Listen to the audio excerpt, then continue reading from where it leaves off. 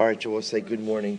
So today's daf is Yud Dalid. We are picking up on Yud Gimel Amud Beis, 4 lines up from the bottom. Another beautiful Gemara today. The Yesh Omrim. Others say, Lo Meis Moshe. Also remember again, in yesterday's daf, we spent a significant amount of time speaking about the death of Moshe Rabbeinu. So others explain that in fact Moshe Rabbeinu never died. Now, what does it mean Moshe Rabbeinu never died? We read this. We're picking up 2 lines up from the bottom. So they buried Moshe Rabbeinu in the valley, in the land of Moab, opposite Beis Pa'ar. We'll say Beis Pa'ar, of course, refers to Baal Pa'ar, which was a popular biblical idolatry. So the Gemara says, Simin b'soch simin, va'afilu hachi lo yadi ish es kvuraso. So interestingly enough, the Torah gives 2 simanim. Torah gives 2 signs for the location of the burial place of Moshe Rabbeinu, but yet still to this day no one knows where he's buried. So what do you mean the two signs? Number 1, it tells us that it's Bagai Mul Beis Pa'ar. That's number 1. So it tells us in the valley by Beis Pa'ar.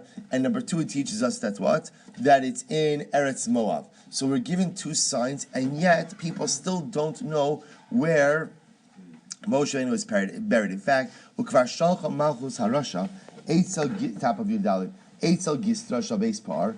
Her Anu Hechan Moshe Kavra. Well, this is actually amazing. The Romans, when they came into Eretz Yisrael, one of the first things they did is they sent a group of soldiers to the governor of Beis Par and asked him ultimately again where to find the grave of Moshe Rabbeinu. So Moshe, this is amazing. So the Maharsha points out that the Romans wanted to desecrate the grave of Moshe Rabbeinu. So they're trying to find where's the grave. So what happened? So the governor, the Gistira, Rashi says, is the Moshel. So the governor of Beis Par takes them, and what happens? Amdu lamala, nidma lahem lamata, nidma lahem lamala. So here's the issue. The Torah says Moshe Rabbeinu was buried in a valley. So they went into the valley, but it looked like they were on top of a mountain.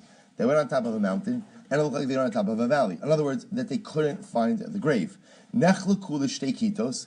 They finally split up, and what happens? Osan shomdim lamala, nidma lahem lamata. Lamata nidma lahen. Lamala, those who were on top of the mountain looked like they were in a valley. Those who were in the valley looked like they were on top of the mountain. In other words, the Rebbeinu Shalom prevented them from finding the grave of Moshe Rabbeinu. To uphold that which is stated, v'lo yada ish es kivura so. The pasuk says that v'lo yada ish es kivura so, and actually the end of the pasuk says ad hayom hazeh.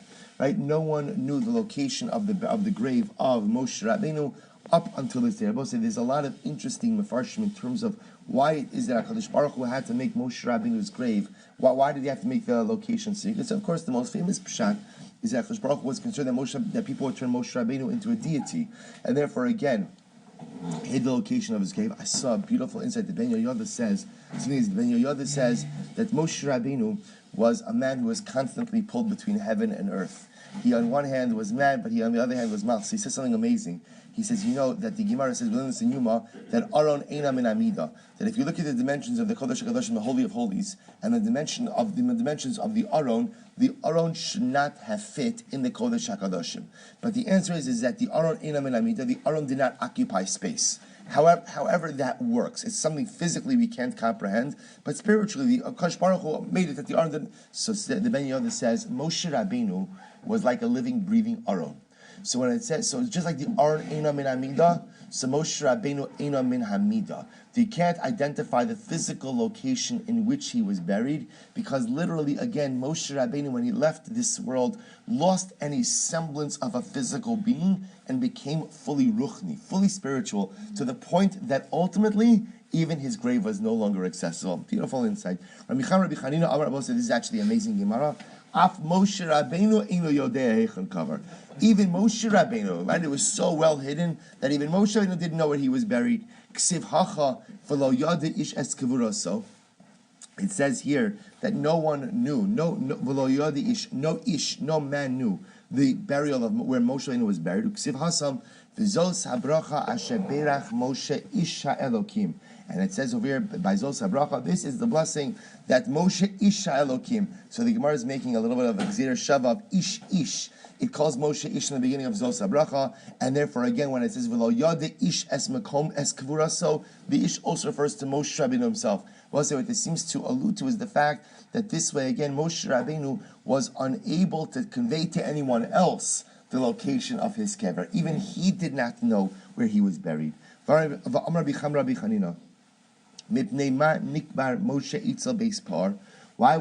Rabbeinu buried by Beis? Meaning, why was Moshe Rabbeinu buried opposite an idolatrous temple?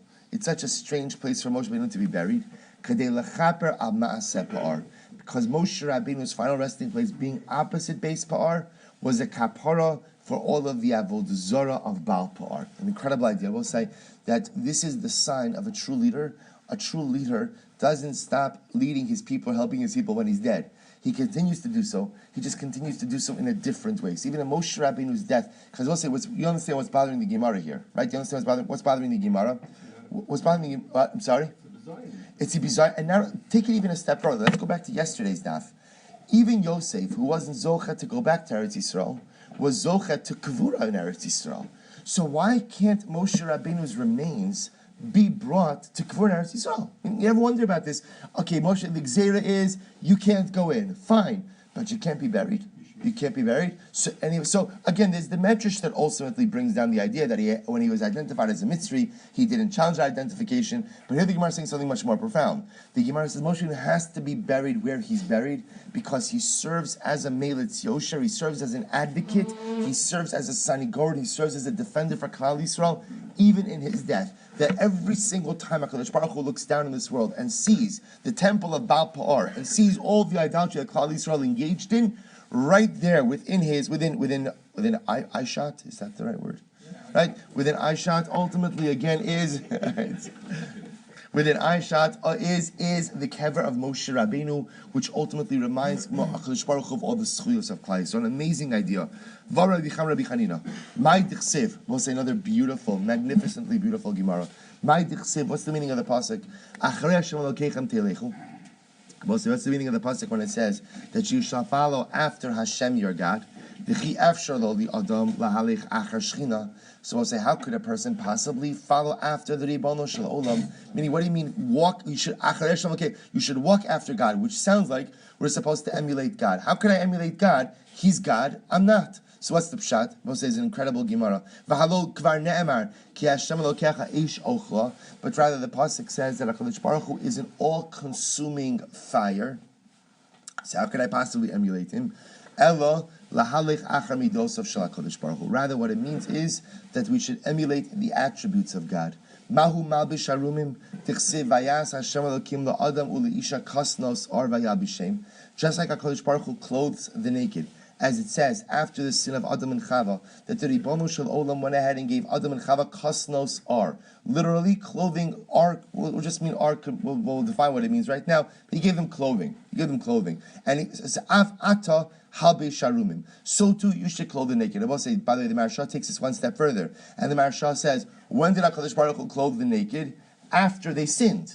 Which tells you that I have an obligation to do chesed even for people who are not so virtuous. Right? It's not just tzaddikim I have to help even people who have committed averos, even people who have incredible spiritual shortcomings. So HaKadosh Baruch Hu clothes Adam and Chava after they sin, so too, not only do I have an obligation to clothe those who don't have clothing, but no matter what their spiritual standing is. Next, HaKadosh Baruch Hu bikar cholim. HaKadosh Baruch Hu visits the sick, tichsiv. Vayera elav Hashem be'elonei mamrei. So remember again the beginning of Parshas Vayera. So ultimately, HaKadosh Baruch Hu appears to Avram Avinu as he's sitting at the entrance of the tent. Av ata bikar cholim. So too again, you should also visit the sick. HaKadosh Baruch Hu nichim avelim. HaKadosh Baruch Hu comforts mourners. Dichsiv. Vayi acharei mos Avraham. Vayivarech Elokim es Yitzchak bino, that it was after the death of Avraham, and HaKadosh Baruch Hu blessed Yitzchak his son. So we'll say again. So this is last week's parsha, where again after that Avram Avinu. So the Chazal understand that this coming to good morning, Mr. Shofel.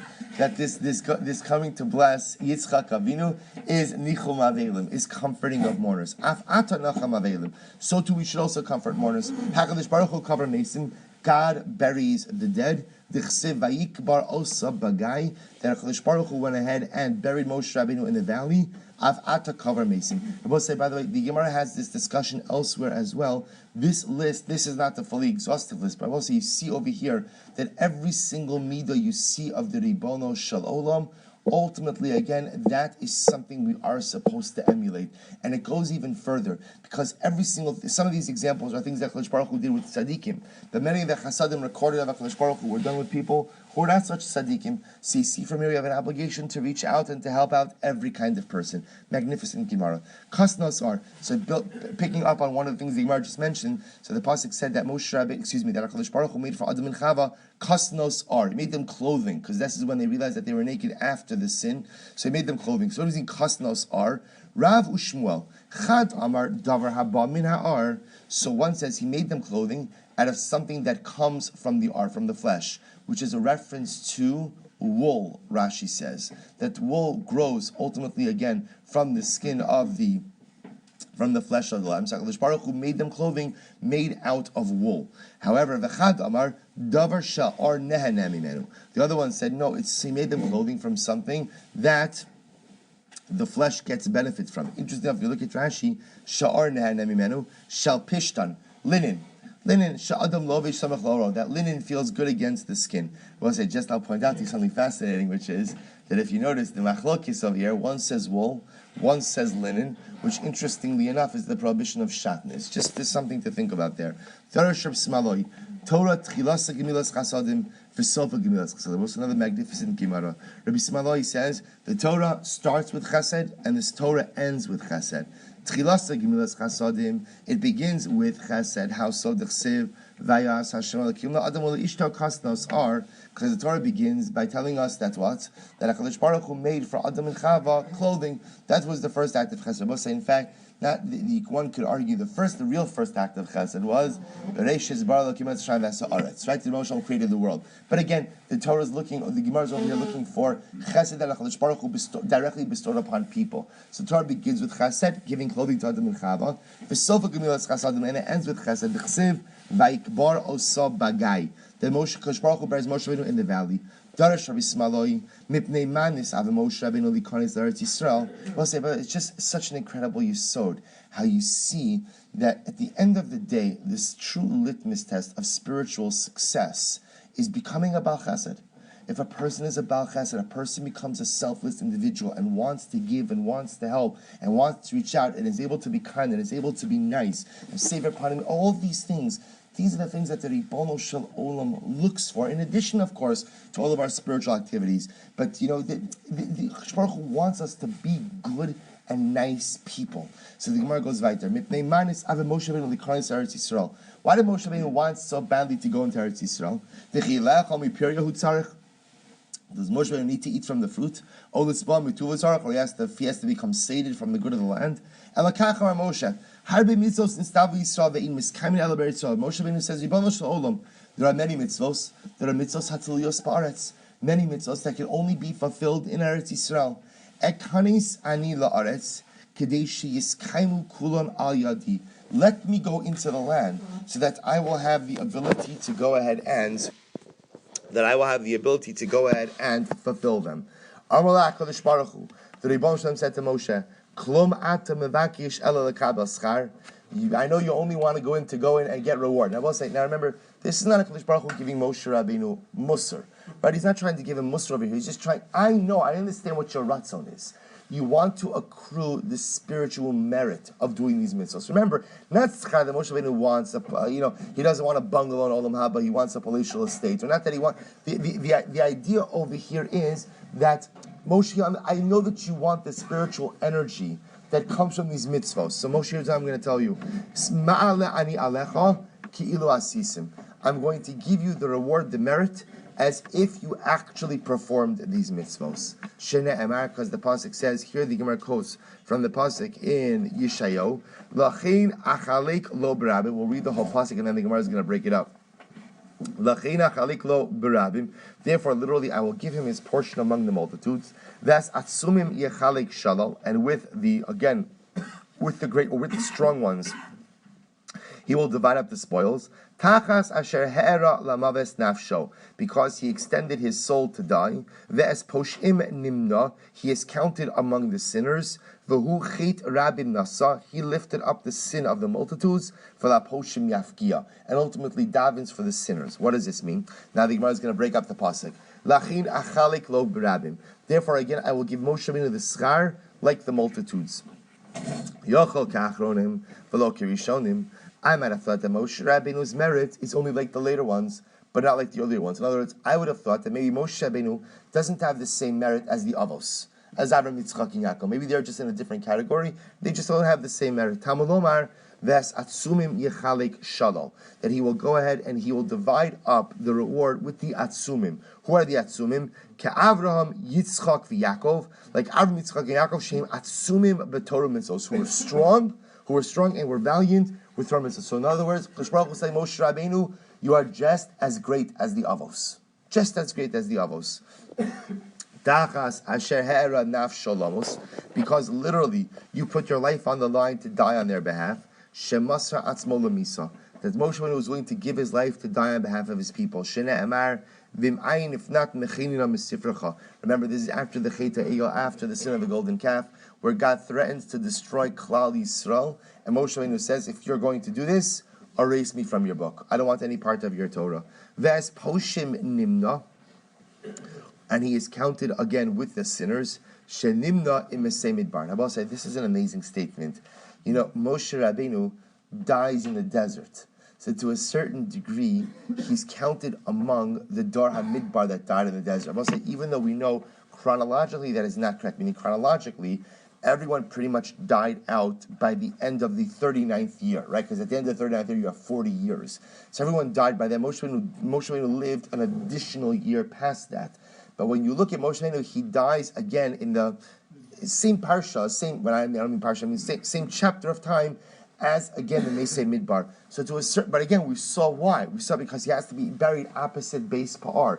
But yet, nevertheless, again, Moshe Rabbeinu, so to speak, for lack of a better term, takes one for the team, meaning he's buried with the people he led. Despite the fact that the people that he led sinned so terribly that they couldn't enter into the land, the leader, the captain, goes down with the ship. He goes on. He atoned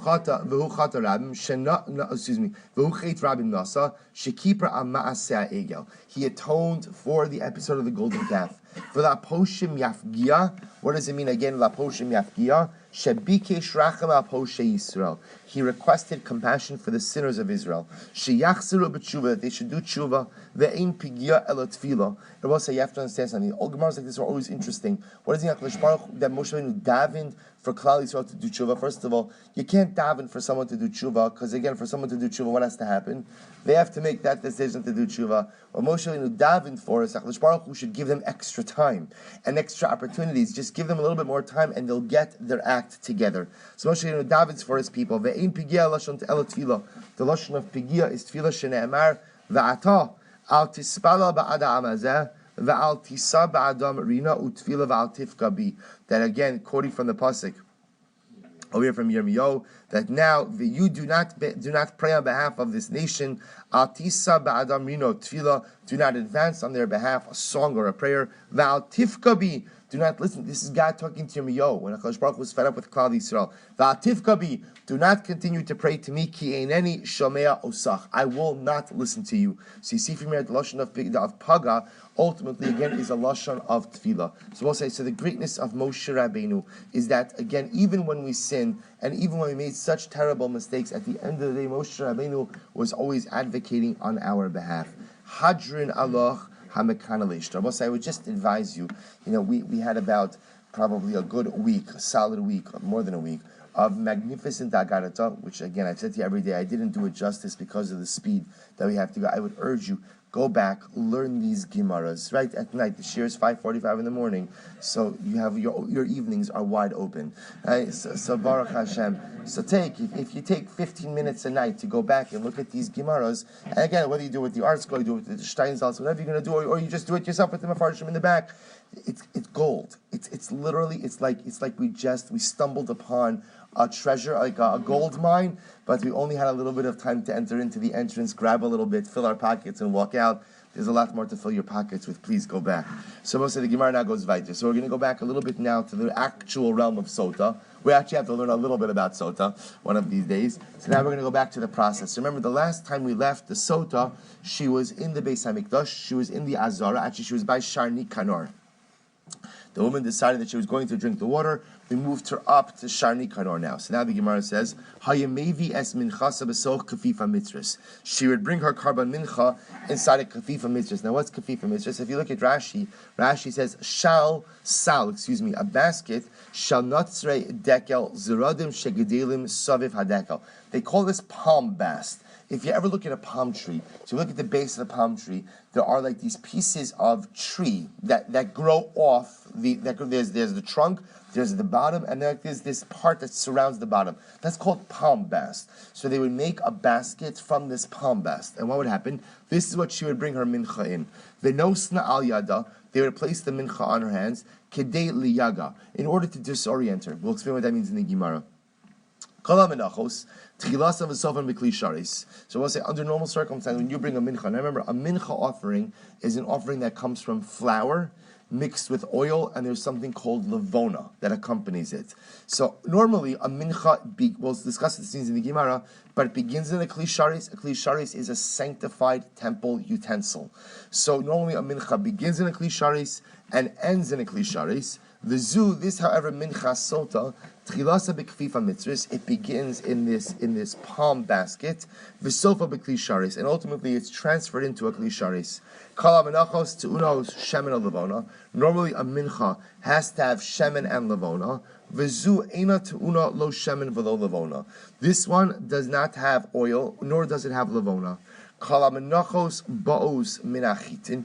They both say all menachos come from wheat. V'zu ba minasiorin. But minchasota comes from barley. Now I will say, now remember, this is not the only carbon that comes from barley. Minchasa omer, afapi shaba minasorin he haisa ba'a geresh. So we'll say, even though the omer offering, which remember again, the offering brought on the second day of Pesach, that allowed the consumption of chadash, of new grain, which was grain that took root since last Pesach, that was also brought from barley. But that barley was ground up. Garish means fine flour. The zu ba'a kemach. This mincha of the sota was not only barley, but it came kemach. Kemach means what Rabosai means what they call meal or coarse flour. The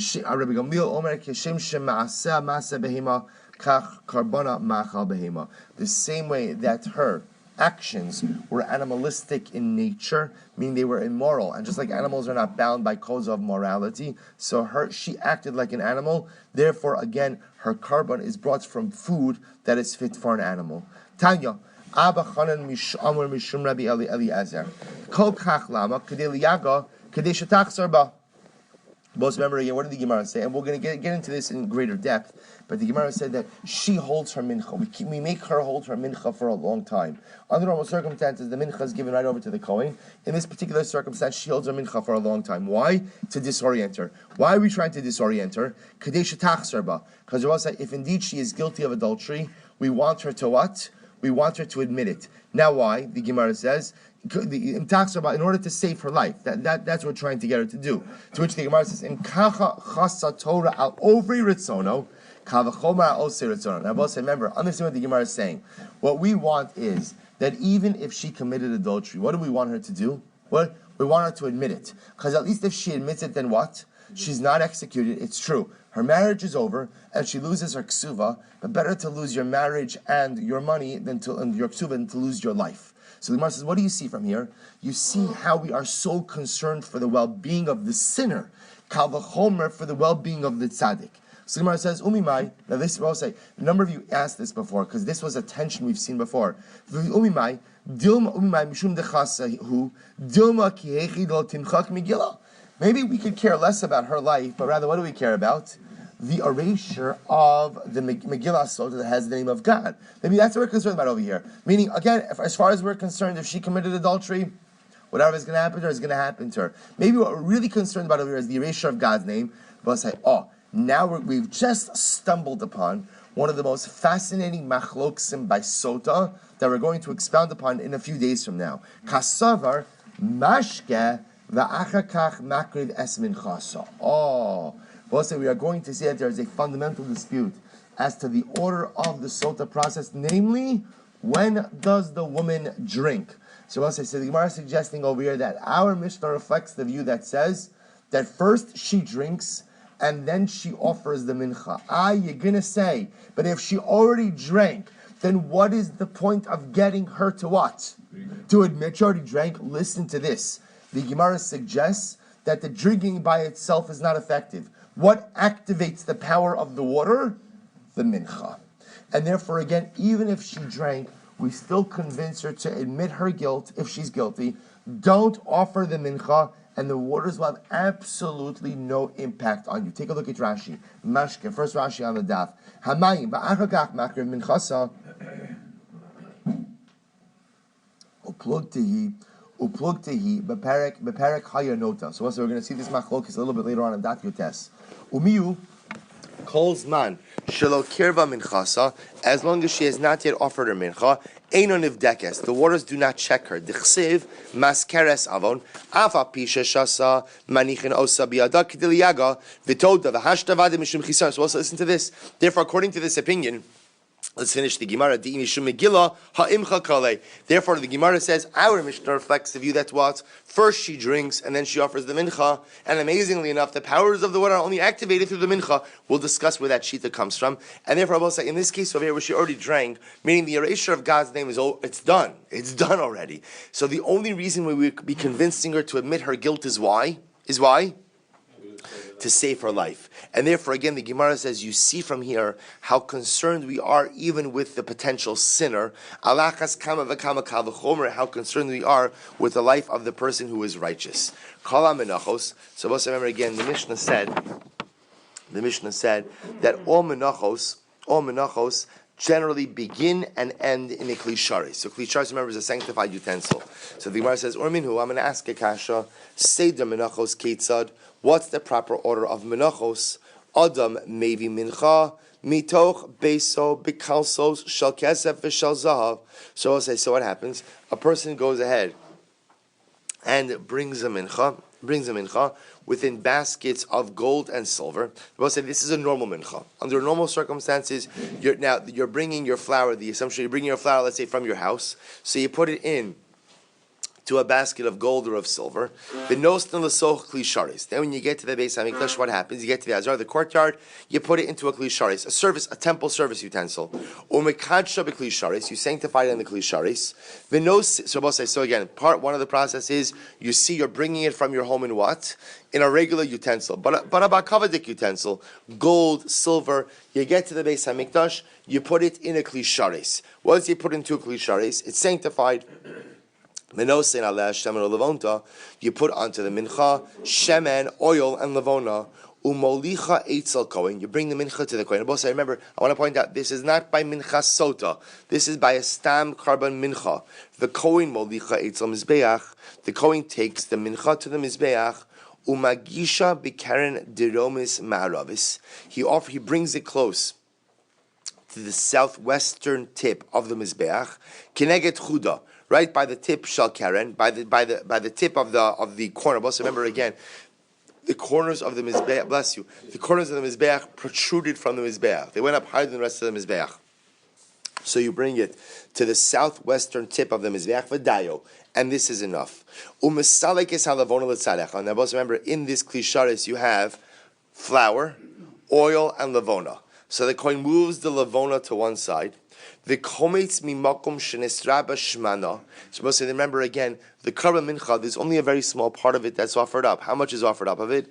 A kamitza. So kamitza means the kohen takes his three middle fingers, whatever he could scoop up, he shaves off the excess with his pinky and his thumb, and that's the amount that is offered up on the mizbeach. So what does he do? He moves the lavona aside.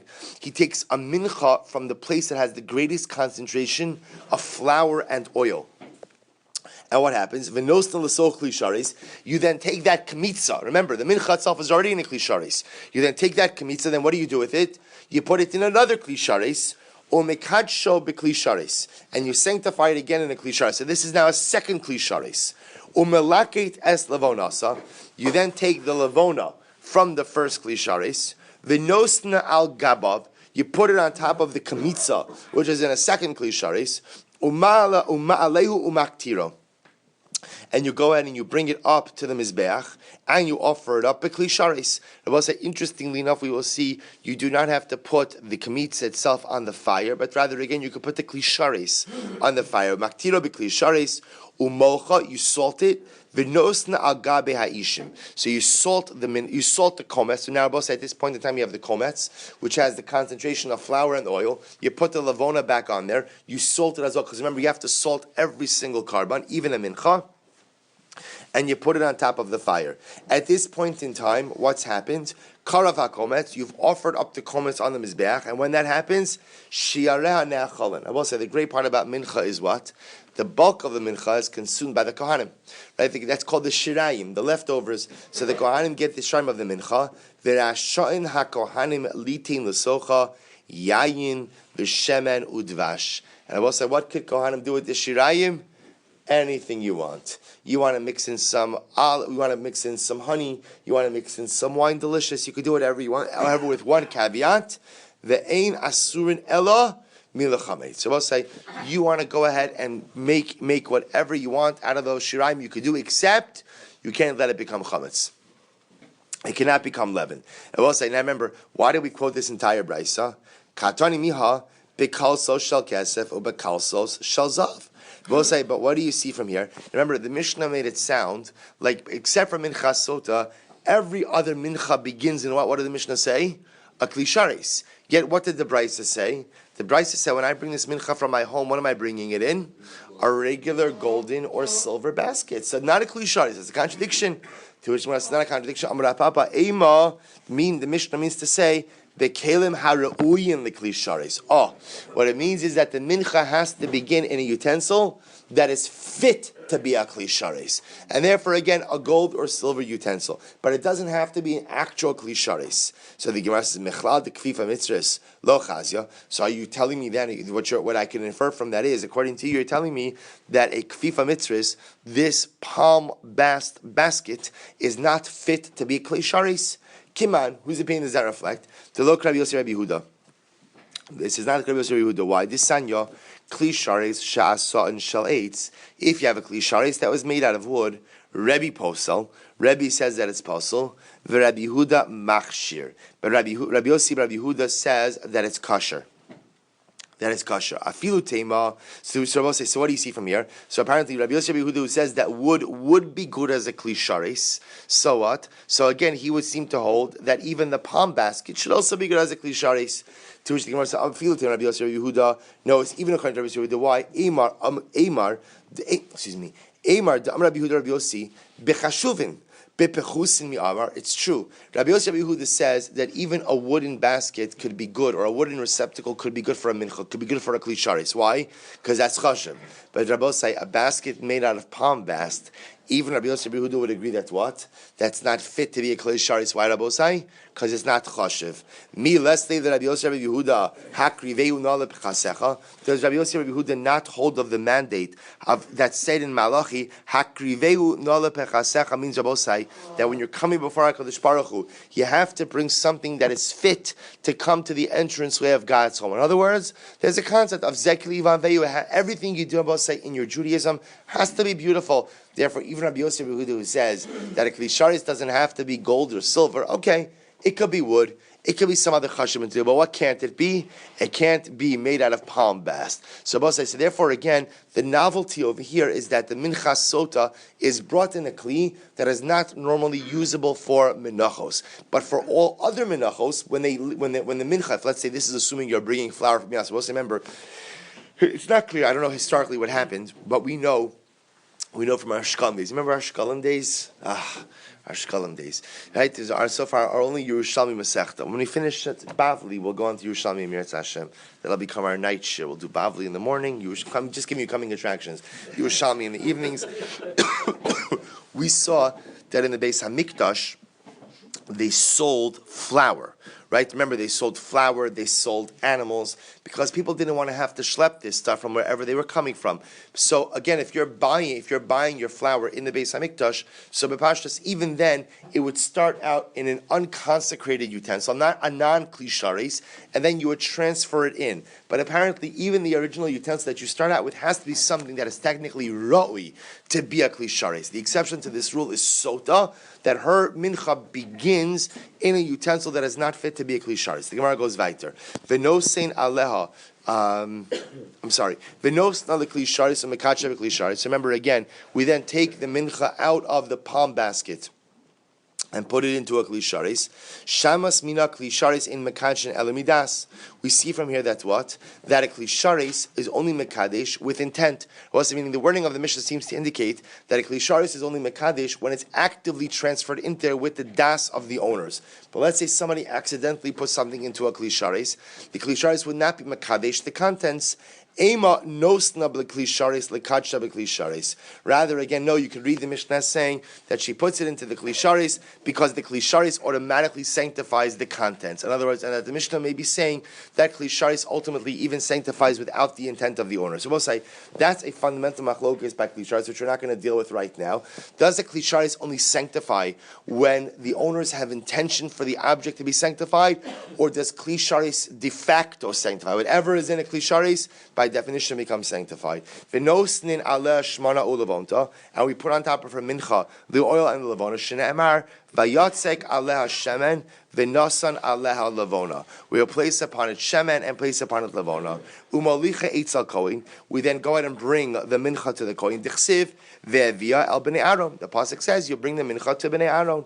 The kohen molicha eitzal mizbeach. The kohen brings the mincha to the mizbeach. Dichsiv ve'gisha al mizbeach. Okay, Kohen pasuk says, I'll bring it to the mizbeach. Magisha bekeren duromis ma'aravis kineged chuda shal keren v'dayo. So the Kohen brings the mincha to the southwest corner, literally the corner, the tip of the corner, and that is enough. So the Gemara says, Minalan. How do we know that he brings it to the southwest corner? Minalan d'chsiv v'zos toras hamizbeach hakrev osa b'nei Aaron l'fnei Hashem al pnei hamizbeach. The pasuk says, this is the law of the mincha. The sons of Aaron shall bring it l'fnei Hashem, before God. El Pnei HaMizbeach, to the front of the Mizbeach. Now, what does it mean to the front of the Mizbeach? Yochol Lifnei Hashem. Vitanya Lifnei Hashem Yochol B'Marav. So we'll say, I might have thought that this has to be before God. It should be again in the southern corner. In the western corner. So we'll say, just to orient you over here. Actually, I meant to actually email out this picture to the shir so you can see exactly what I'm talking about. But just you'll have to trust me on this. So remember again, the Kodesh HaKadoshim was situated in the west, right? It's situated in the west, and again, situated in the west. So Lifnei Hashem would have ultimately meant that you would offer it up Lifnei Hashem in the west. Talmud Lomar El Pnei HaMizbeach, but yet it says to the front of the Mizbeach. Now, both the front of the Mizbeach ultimately again would be the north. Se'i El Pnei HaMizbeach. Would be in the south. So if it's going to be in the front of the Mizbeach, Yochel Pnei HaMizbeach B'daram. So both so to be Lifnei Hashem, you'd want to offer it in the west. To be to the front of the Mizbeach, you'd want to offer it in the south. So HaKetzad. So what do you do? HaKetzad Magisha Bekeren Diramis Ezrach. So we'll say so. So maybe we'll email that out to the shir. Okay, you can see. Everybody, so you can see that. You can see that. That's good. Okay, fine. Thank you. So now, so what happens? So remember again. So I have competing values over here. On one hand, to be lifnei Hashem, I want to be towards the west. On the one hand, to be in the front of the mizbeach, I want to be in the south. So both say, how do I compromise between those two? Southwest. southwest. So the Gemara says, "Ha keitzad magishin bekeren deromis mizrachis had magishin bekeren deromis ma'aravis kineged chudo shel keren v'dayo." Therefore, again, I offer up. I bring the mincha to the southwest corner, the southwest tip of the mizbeach, and that's enough. Rabbi Eliezer Omer, Yachol yagishan b'ma'aravis shel keren ole deroma shel keren. I might have thought that perhaps I should bring it to the southernmost point of the corner of the mizbeach, or to the westernmost point, or to the southernmost point.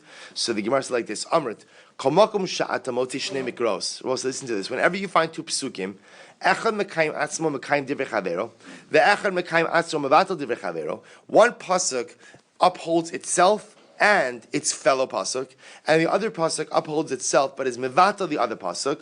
Manichin esher mekayim atzmo or mevatel chavero, v'tov esher mekayim atzmo or mekayim chavero. So we'll say, so what the Gemara is saying is like this: when you have two psukim, and one pasuk ultimately again works for itself but contradicts another pasuk, but a second pasuk upholds itself and also upholds its fellow, then what? We go ahead and we take the second pasuk that ultimately is able to uphold both the pasuk itself as well as the fellow pasuk. What does this mean?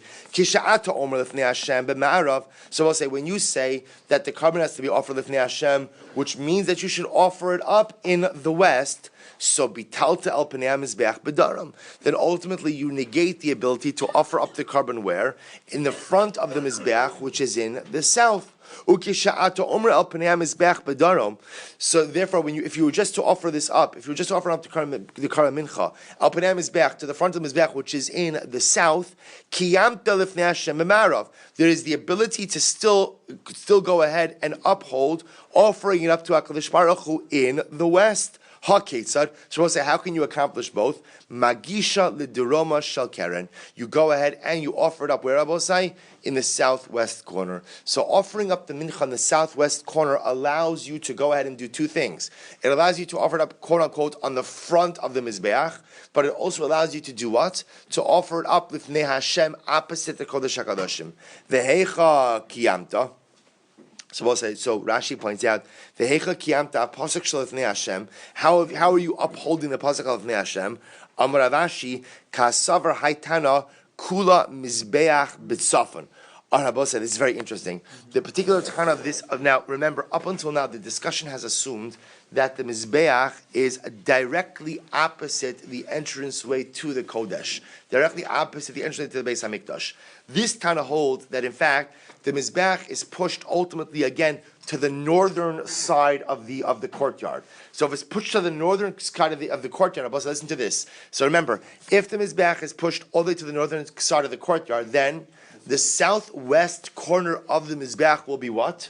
Will be directly opposite the entranceway of the Kodesh. So we'll say, hear this again. Remember, the issue is if you hold the Mizbeach is centered in the Mizbeach is centered in the courtyard of the Kodesh, then the southwest corner actually is below the entranceway to the Beis HaMikdash itself. But if you hold that the Mizbeach is pushed all the way to the northern side of the courtyard, the southwest corner is mamish directly opposite the entranceway right into the Beis HaMikdash. In other words, that if you're the Kohen, you're standing on the southwest corner of the Mizbeach, you could actually see directly from the Ulam into the Kodesh and see the curtain of the Kodesh HaKadoshim. So the Gemara says, "My vidayo." What does it mean? And this is enough. Amar Rabashi istrich sakadai tchamina ti boy hagashas mincha gufa. I might have thought that's what Rabbi say, that Allah Lamaisa, the Kohen should have to put the mincha itself on the Mizbeach, meaning not just the kli, not just the utensil, Rashi says, but rather I actually have to pour the mincha itself on the Mizbeach. Kamash malon, no. Kamash Rabbi said they shouldn't have to pour the mincha on the Mizbeach, but even just bringing the kli to the Mizbeach is enough. Ve'ima hachinami, but why not? Why don't I go ahead and say that there's an obligation to go ahead and put the kli on top of put the mincha itself on top of the Mizbeach, to which the Gemara says, Mahakrava it's a coin bekli. I'm sorry. Why don't I say that you have to put the mincha itself on the mizbeach? Amakra, because the pasuk says v'kriva ela kohen v'gisha ala mizbeach. The pasuk says you have to bring the mincha to the kohen, and the kohen has to bring it to the mizbeach. So the Torah is linking these two actions of bringing to the kohen and bringing to the mizbeach. Mahakra v'etzel kohen b'kli, just like you bring the mincha to the kohen in a kli. Av hagosha etzel mizbeach b'kli. So to bringing it near to the mizbeach is also done b'kli. All right, Rabbi, we will stop over here. For Rabbi, just a public service announcement. We're trying to figure out, Emir Hashem, where the shir is going to be. Baruch Hashem, we have a space issue. Just understand the issues. The issues with this room is constantly broken down and used for multiple things. So the tircha involved in setting this room up, not setting it up. We also understand that setting the room up upstairs is also fraught with logistical issues. So Meretz Hashem, over the next today we have to be here anyway because there's no heat upstairs. Over the next couple of days, we'll find a good long-term solution. I have nothing to do with the solution. So if you have suggestions or anything, see Ari, see Saeed. Right? They are Baruch Hashem, Baruch Fishel. These are the individuals who will be coordinating the long-term solutions. Baruch Hashem, Shechianu v'kimanu v'giyanu lazman hazeh, that we have such a problem, but we understand there's no perfect answer yet. Over the next couple of days, we'll find one. The Meyerhoff, yeah. That's,